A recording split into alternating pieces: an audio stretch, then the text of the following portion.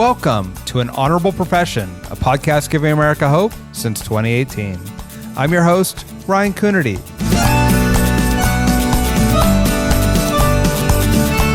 As always, a reminder that An Honorable Profession is a New Deal Leaders podcast. The New Deal is an organization that supports some of the most thoughtful and innovative voices in American politics.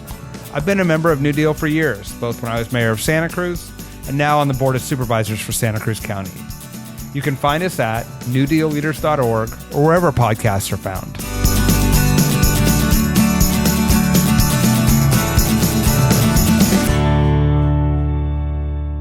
We've got a great show for you today. Former Stockton Mayor Michael Tubbs. No doubt you've heard about his efforts to create universal basic income. Or maybe you saw his TED Talk where he shared his personal story. Growing up in poverty in Stockton with his father in prison, graduating from Stanford, and then returning home to run for city council at the age of 22 when his cousin was killed by gun violence. He was the first black man to be elected mayor of Stockton and the youngest mayor of a major city in the United States. He's been featured in not one, but two documentaries.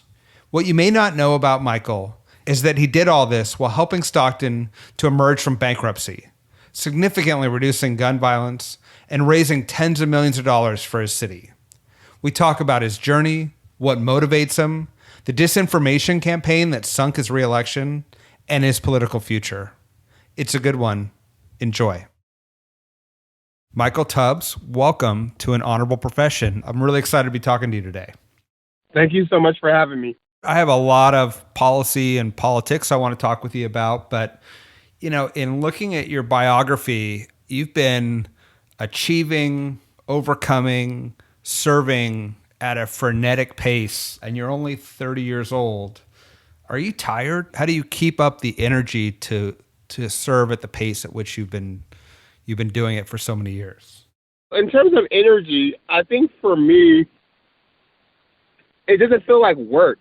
It feels like I would be doing, even if it wasn't a title or a profession. It's just like it's what I want to do. So it's really, I can't think of really doing anything else but doing the things I'm able to do. So sometimes I get tired and then I take a nap, or I play with my son, or I do something different for a little bit. But I think I'm more tired of the things I want to change. Like, I'm more tired of inequality. I'm more tired of racism. I'm more tired of disparate outcomes. And I think that's what gives me the energy, because that stuff is fatiguing to me. Hearing suffering, seeing things not working efficiently, that's exhausting. Actually working to fix it gives me energy. I like that way to take all that negativity and find inspiration in it. Where do you think that drive and that outlook comes from? I think it definitely comes from sort of faith. Being born and raised in a black church, and every Sunday being reminded that to be a righteous person or to be a child of God means to kind of push and fight and to create a world where everyone's treated with dignity. I think also it's my mom. My mom is one of the strongest, most resilient, most hardworking people I've ever seen. And I never heard her make excuses. I've never really heard her complain. But she always just worked to provide for myself and my brother.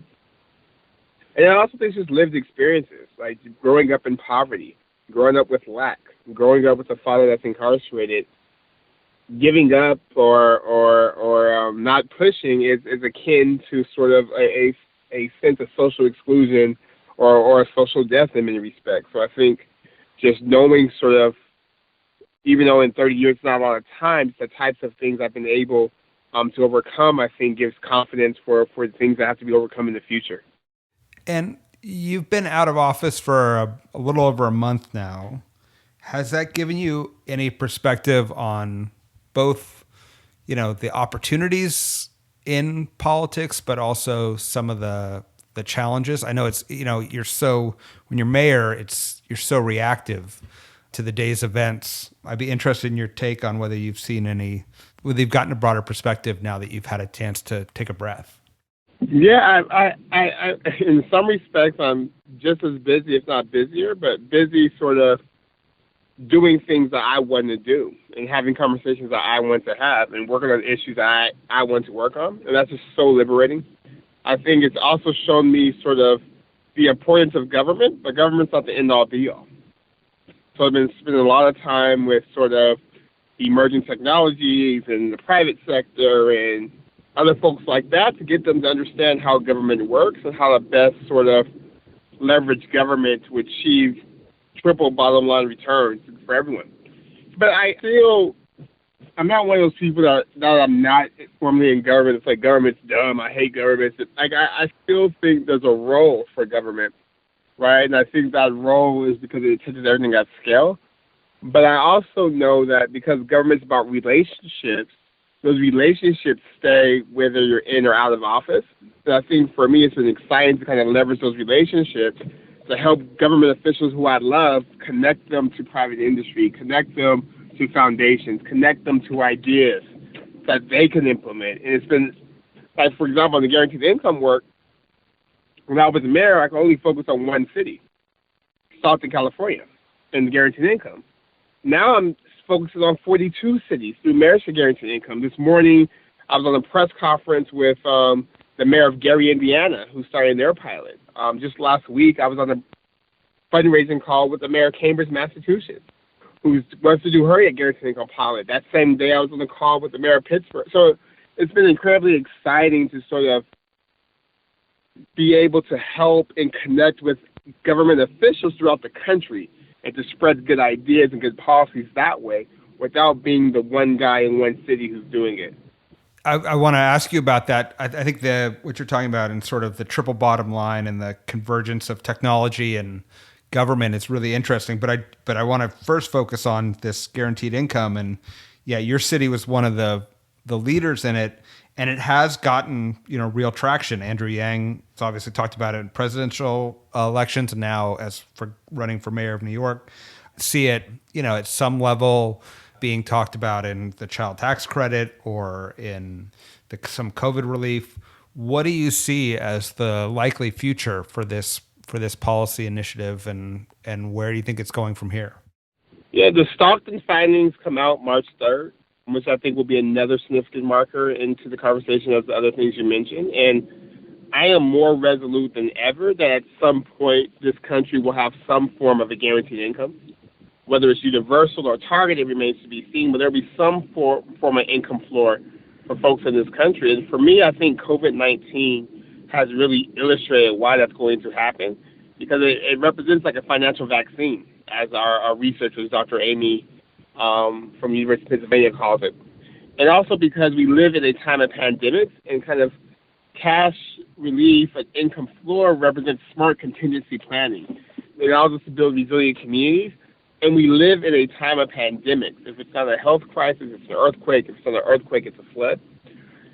And a guaranteed income helps inoculate and allows you to prepare to persist during those calamities when and if they happen. So I am convinced, and I mean, your point, the major debate in Congress now about COVID relief isn't about sort of whether there should be checks, but whether how big those checks should be, which is light years ahead of where we were 2 years ago, where this notion of giving people money was seen as so antithetical to American values. So I'm excited about the future.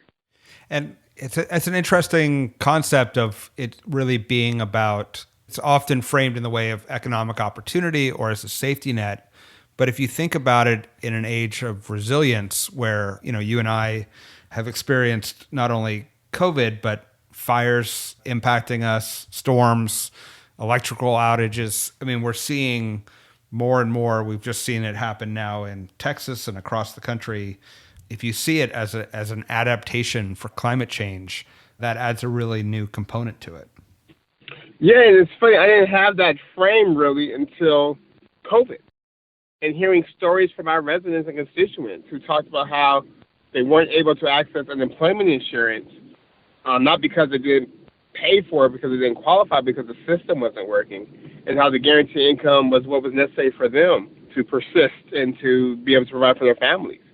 Or folks who talked about being laid off for 2 months and are being told to shelter in place for 2 weeks after having a fever, and saying we would not have done so without sort of the $500 a month that we knew we would make up for our lost wages because we don't have paid time off.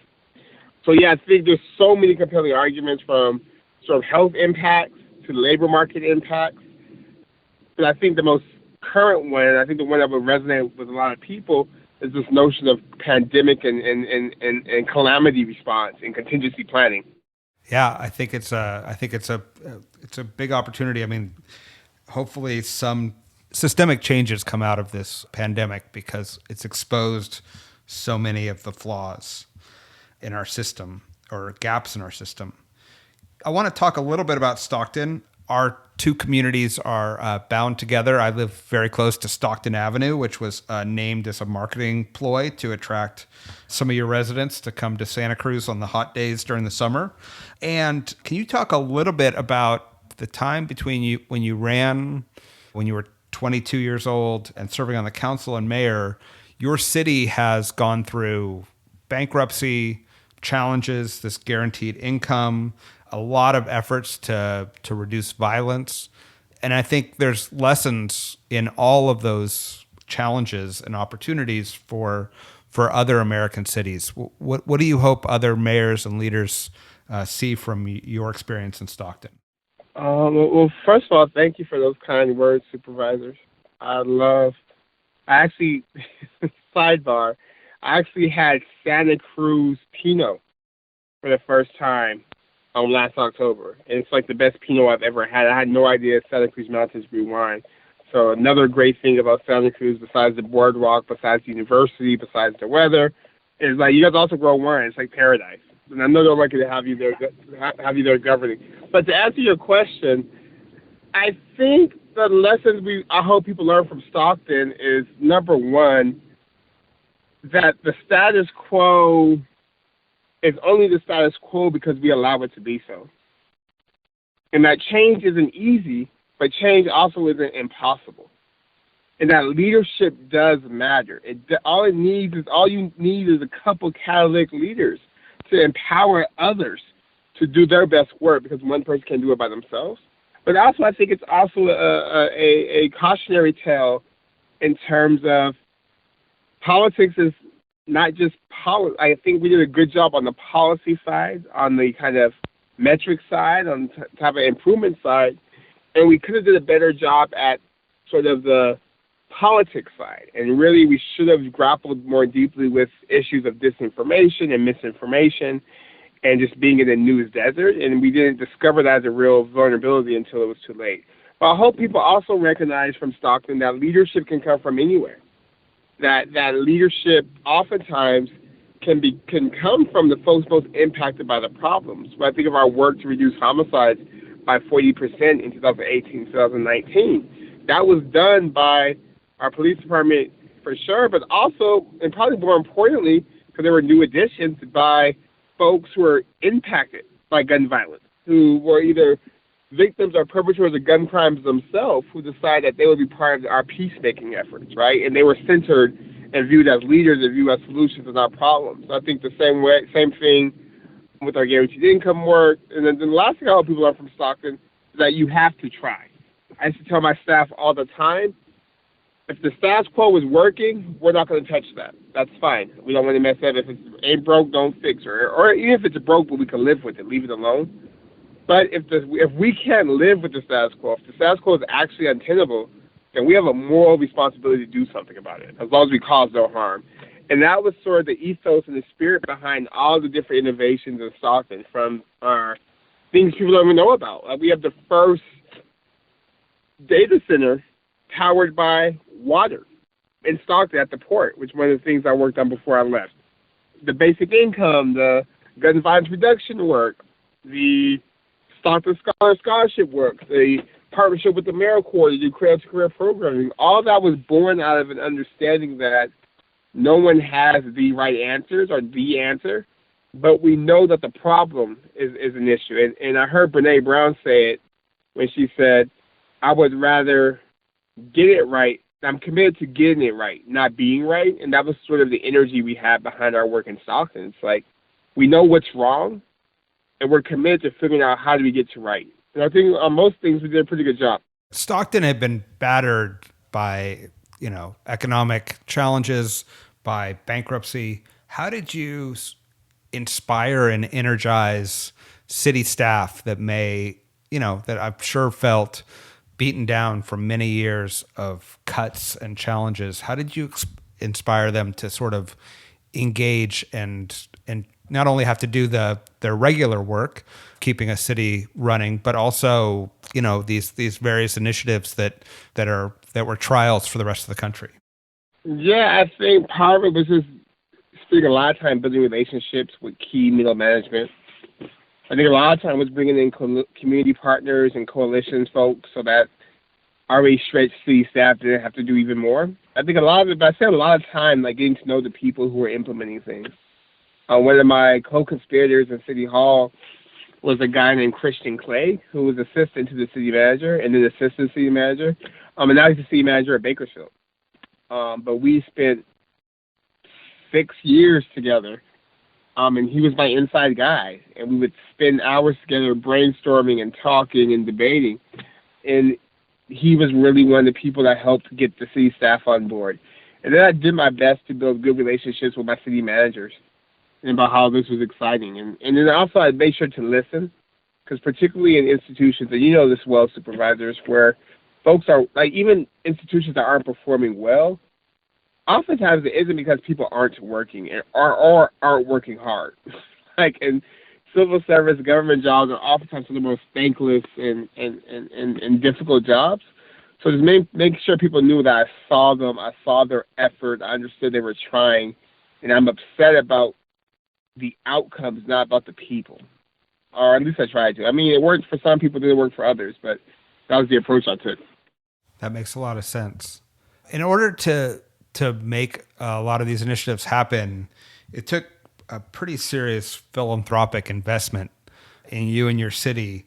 This is sort of a new reality when you talk to Libby Schaaf up in Oakland, Robert Garcia down in Long Beach, of mayors as not only operating the city government, but actually, frankly, as the fundraiser in chief for their city. Can you talk a little bit about how you saw that and the pluses and minuses of that as a model for a new generation of mayors?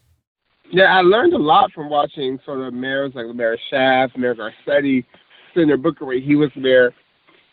So just given the challenges in Stockton and serving on city council and leading the audit committee as we were exiting bankruptcy, I just knew we didn't have new money. There was no new revenues to do new things, and not to do new things, at least in the interim, you have to start with a real philanthropy to catalyze and jumpstart. So I think one of the weaknesses is that charity isn't policy and programs aren't policy. But what we did do was to use kind of philanthropic dollars to prove policy and then do our best to connect it to policy. So, for example, our Advanced Peace program, our gun violence reduction program, I raised the initial million for it philanthropically. But by year 3, we were able to get some long-term funding from the state government through the Cal Violence Interruption Program grants. So it's things like that we would use the philanthropy to start, to test the case, and then find ways to connect it to government services and government dollars. Because, again, philanthropy is no replacement for government, but it can be helpful in catalyzing and pushing ideas forward. Can you talk about that Advanced Peace program? I mean, I think the basic income has gotten a lot of the attention, but the Advanced Peace Fellowship is really an incredible intervention to reduce violence and probably needs to get the same amount of attention. Can you talk a little bit about how that worked and what the results you saw were? Yeah, and I think, Supervisor, you'll appreciate this. I learned about Advanced Peace from studying other cities and how they reduce violence. And I studied the Office of Neighborhood Safety in Richmond, and I saw this was a model that could work. And essentially, it's taking a public health approach to gun violence and saying that the folks most impacted by gun violence and as victims and perpetrators aren't people who are going to show up for a city council meeting. They aren't people who are going to show up for a town hall on violence. They're not people who are going to show up because we call them, right? So it's about finding credible messengers that can connect with them, build a relationship with these young men, and then give them the same attention from resources and cognitive behavioral therapy and case management as they get from law enforcement. Because in Stockton, the majority, over 90% of the people who are on our most likely to be victims or perpetrators of violent crime list, they have been arrested on average 8 times. They had a lot of engagement with a lot of our systems, from police to probation to jail. our city wasn't safer. And using that data, connecting them with case managers and messengers, et cetera. And then, Devon Bogan, the founder, is probably get upset with me for not explaining it as well as he would, but there's also elements of it in terms of transformative travel, the ability to see the world, and things of that sort. So, big proponent, we use that program, and then we use the ceasefire program. I think those two things in tandem has made the community safer. And when you saw that big drop in gun violence, talk about what that meant on the streets of Stockton especially for the kids, the Stockton scholars that your initiative investing in, but just for the overall feel of the community. Well, first, it's personal for me.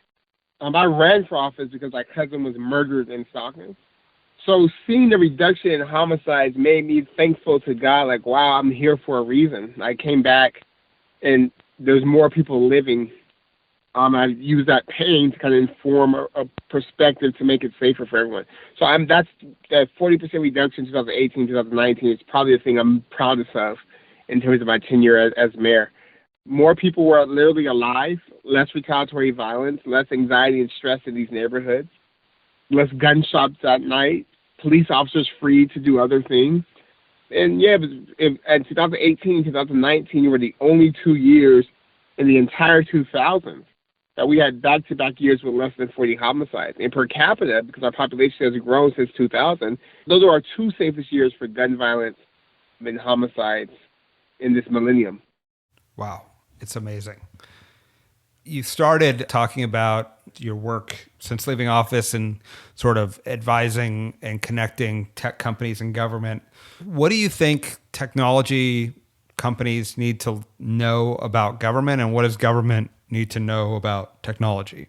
Technology needs to know that every rule and regulation isn't bad, and that government needs rules and regulations within reason to create guardrails, because the most vulnerable, the most marginalized are most impacted by what government does and doesn't do. The tech community also has to understand that government failure has like real world implications. Like, it's not just something like product crash and you just launch and iterate. Like, we're talking about people's lives, like the health of the water they drink, right? The safety of their roads, etc. So there has to be a little bit of caution. Government can learn from tech, or should know about tech, is that tech folks are reasonable. So just because you don't know something doesn't mean you say no. Take the time to think about the boundaries you have and within reason what operate in the space of what's possible. Right? It doesn't have to be no, we can't do anything because we can't do everything. And view it as a negotiation. Like, hey, we can't do all this, but maybe you could try this idea in this with these certain parameters, etc. And government also has to know that tech is almost as ubiquitous as government. So we have to be quick and nimble and iterative in terms of policy, because tech is just moving and innovating at a speed that far outpaces what government's able to do.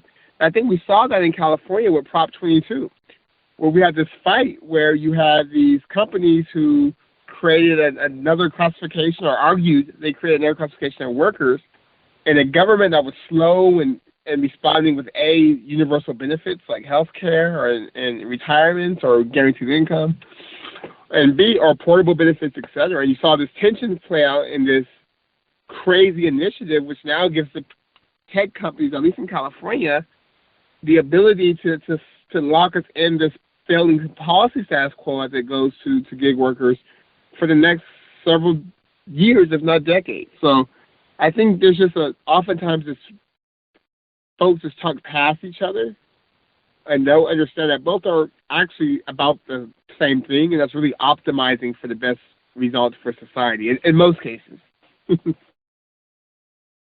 Traditionally, tech companies, and especially in the Bay Area, they tend to develop products to solve wealthier people's problems in wealthier communities. Yeah. And haven't spent a lot of time thinking about underserved or disadvantaged communities. Do you think they're starting to see the opportunities that are there in creating products for everyone?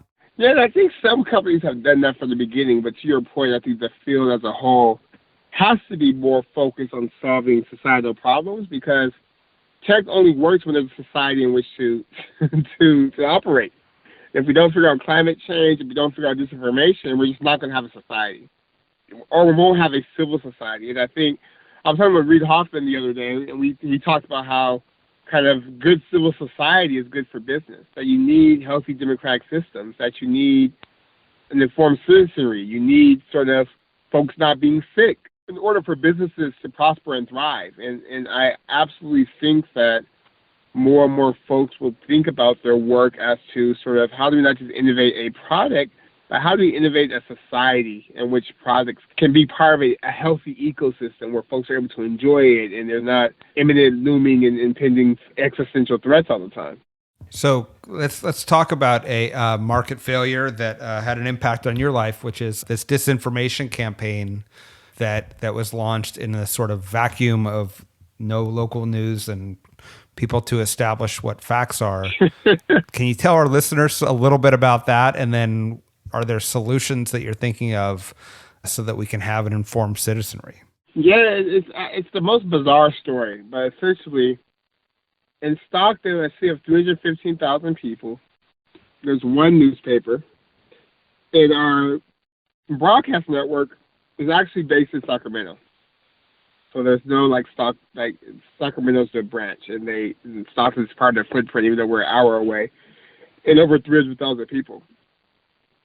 And we made the mistake, which is funny because I'm so young, but we made the mistake of thinking sort of traditional media, like the newspaper, national newspapers, television series, television shows, local news. That was how we could communicate with the public.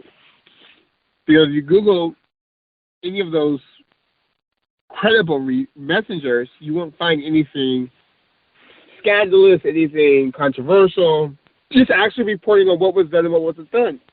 But in the absence of that, there's a disinformation website that was created, our Facebook page, called 209 Times. And what they did is they preyed on sort of the gullibility of some folks in our community who still to this day view them as a news site. But they're not a news site. They're a Facebook page that spews disinformation and optimizes for ad revenue by posting pictures of homeless people, of posting pictures of fires, and doing that several times a day. So essentially for 4 years while we were working and doing good work and sort of objectively making the city better, every day for 4 years they would target people and feed them lies rooted in sort of bias and racism. So they would say things like, Michael Tubbs is stealing money from the city. And again, understanding in Stockton, I'm the first black mayor, right? And it's not because I was the only black person since 1850 who was qualified to be mayor, but because it's institutional racism. That's how you get a first in 2020. And I mean, for a lot of people, they believe that, oh, he's young, he's black, of course he's stealing. And I say that because there's no evidence that I stole, because I didn't. In fact, I brought money to the city, over $100 million. But so that was one. The other one was he doesn't work. He's lazy, which is, again, another racist trope people have against black people, that black people are lazy. So he's not working, he's lazy, he's always on vacation, which, again, is objectively impossible, because if I was always on vacation, how is there an hour, 10-minute long HBO documentary of being in Stockton called Stockton on My Mind, right? And they did that for 4 years, and literally every single day, 3 times a day, a story that fit one of those tropes, and completely fabricated and made up stories, or completely taking one thing and just making all these generalizations or assumptions that were not true. And there was no check on them. So it just became truth. It became the default. And they continued to grow in a mass, and as they grew in a mass, they kept targeting and targeting. And now you can walk in Stockton today and talk to people, and they'll say, we like Mayor Tubbs, we wish he didn't steal from us. And there's no, again, if I stole, I would be in jail. So, but in terms of your answer, I think policy solutions, Facebook has to be held accountable. I mean, you see this not just with my race, you see it with COVID vaccinations, you see it with the January 6th insurrection. It's sick, and it's happening on Facebook because their algorithm optimizes for hate for racism, for division. That's how you get clicks. That's how you get eyeballs. That's how you loop people in. So there has to be some sort of fact checking. I think what Twitter did, I don't know what Facebook did because I don't want to get on Facebook. I think what Twitter did during the election was a good start of just flagging claims like this is actually not true. I think Facebook should have some sort of verification process for like news sources versus opinion sources, and let people know like, this is actually not a news site, this is an opinion site, despite the fact it says news. I think there has to be some sort of data dividend or data tax, and some of it has to go to funding kind of local journalism, local objective journalism. And I think bad actors have to be held accountable. Like, you shouldn't be allowed to create lies, create slander, create libel, even if it is against an elected official. And there's not any way to hold it accountable, right? Yeah, I mean, this is it. It seems as a fellow elected official, like, am I supposed to spend my entire day fighting with people who are trolls and who don't engage in factual arguments? Like, you're sort of stuck because you either ignore them to your peril or you engage with them. And who wants to spend their whole day on a thankless, pointless debate? It's a very troubling phenomenon that sort of undermines democracy. Yeah, no, absolutely. And that was the tension, right? It was like, do we do less work? Do I create my own media site? Do I spend all day responding to like just dumb lies, like lies that just can't be true? Or do I govern? And we made the wrong decision in this instance. And we thought that facts would win, that people would see above their biases or above their emotions and actually be curious about what's real and what's not. I had no idea that people actually believe everything they read on Facebook. You know, you hear that, but I didn't think it was real. And at least in the case of Stockton, for a lot of people in the community, it was real. And afterwards, people have emailed saying, I'm so sorry, I would have voted for you, I didn't know, I believe this stuff. It's really sad. And I mean, I just feel bad for the city, right? Like, I think I'm more than okay. I'm great. Like, life is still good. But I do feel bad for the city, particularly during this time, without having sort of the experienced leadership, but also just not having a body politic that's going to be able to, in my opinion, come together and address some of these real challenges when folks are believing conspiracy theories and can't decipher real from not real and good from bad. Yeah, it also has to impact, and I don't know if you're already seeing it in Stockton, you know, people are willing to serve. It's already hard enough to ask people to run, especially for local office, because they have to balance jobs and, you know, just living. And then there are hard debates and hard choices that have to be made. But then to sort of open yourself up to conspiracy theorists is a whole different level of asking people to essentially do this volunteer work while them and their family is being attacked. So many people saw what happened over the last 4 years, and they're like, I'm never running for office here. And I keep trying to tell them, no, it's worth it. No, it's worth it. You can do a lot of good. But I mean, I also get that too. Like, why would I go subject myself to literal abuse? No one signs up to be like, what? It's so crazy. Subject myself to abuse, not see my family, and just deal with and just fighting upstream. Like, so I get why a lot of people are turned off. Although I would still argue that that's how we lose, when we don't engage, when we don't fight, when we don't put ourselves in the arena.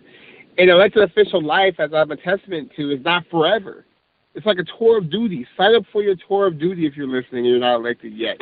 4 years, 8 years, just do a little bit of time. We just need everyone to be involved in governance so we have good governance. Or if not, we'll continue to see a lot of dysfunctions we're seeing playing out in Congress and at the local level.